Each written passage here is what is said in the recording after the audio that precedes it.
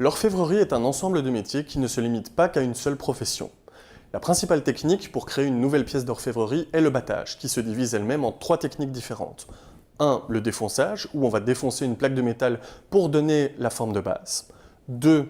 La retreinte, restreinte à Maretsu, qui se pratique sur des formes en acier et où on vient frapper pour affiner la forme de base afin de se rapprocher de la forme finale voulue. Et enfin, le planage, c'est la technique de finition qui va permettre vraiment d'affiner la pièce d'orfèvrerie et d'obtenir le produit fini.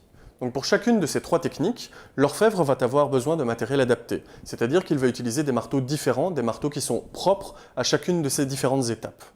En orfèvrerie, il faut savoir que le métal est toujours travaillé à froid, sauf l'acier qui lui n'est pas assez souple.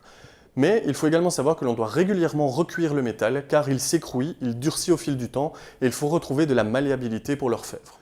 Lorsqu'on a la pièce d'orfèvrerie et que l'on souhaite la décorer, que l'on souhaite la travailler plus en finesse, plus en profondeur, on a besoin d'un tas. Ce tas va permettre à l'orfèvre d'aplatir au maximum, de rendre le plus lisse possible la pièce d'orfèvrerie afin de pouvoir la travailler le mieux possible par la suite. Cet objet est un bigorne et peut également intervenir tout au long du processus de création d'une pièce d'orfèvrerie. L'orfèvre va l'utiliser pour créer des formes un petit peu plus complexes, des formes concaves, des formes convexes, où l'on vient déposer la feuille de métal, on vient déposer la feuille sur un des embouts de cette pièce en T, afin de pouvoir justement travailler, modeler un petit peu plus finement la pièce d'orfèvrerie.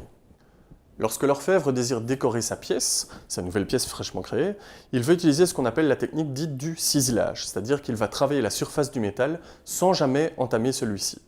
Bien évidemment, il va travailler à la fois à l'avant et à l'arrière de la pièce.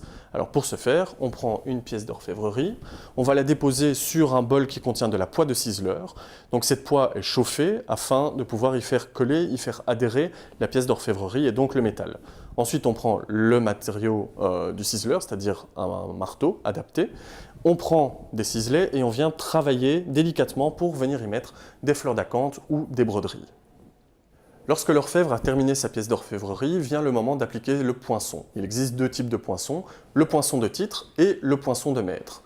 Le poinçon de titre, lui, va renseigner la teneur exacte de métal que contient la pièce d'orfèvrerie, alors que le poinçon de maître est une espèce de dépôt légal qui va permettre à l'orfèvre de renseigner à l'État, de lui dire qu'il a créé telle ou telle pièce d'orfèvrerie. Afin de l'aider dans sa tâche, l'orfèvre possède tout un éventail, tout un attirail d'outils qui ont chacun leur fonction propre. Par exemple, celui-ci, il s'agit d'une filière qui permet en fait de réaliser des fils de métal où on vient déposer du métal et en fait on va fixer la filière dans un étau et on va venir tirer le métal afin d'obtenir un fil. Ici c'est un fil carré, ça peut être un fil plus rond. 2 autres objets qui peuvent être utilisés par l'orfèvre pour l'aider dans sa tâche sont par exemple ces tours à repousser, qui en fait vont lui permettre de créer plus rapidement une pièce d'orfèvrerie dans le cas d'une commande, dans le cas d'une série. La feuille de métal va venir épouser la forme justement de ce tour à repousser et va lui permettre de façonner beaucoup plus vite sa pièce d'orfèvrerie. Également, on aura ces espèces de compas qui sont des outils de mesure qui permettent justement de prendre les mesures pour adapter les pièces d'orfèvrerie.